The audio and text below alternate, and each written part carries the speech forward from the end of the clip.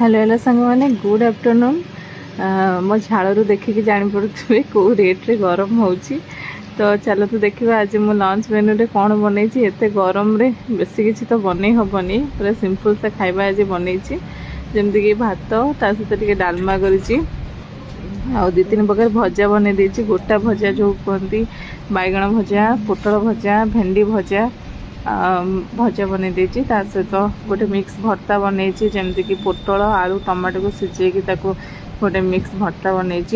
आउ भेंडी को सरू सरू कर काटिकी गोटे भेंडी चिप्स बन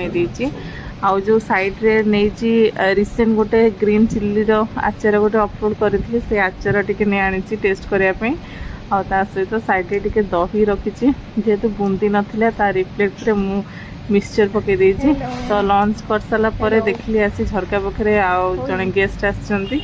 तो ताको पई किछि खाइबा आने गला बेलको से पळेले।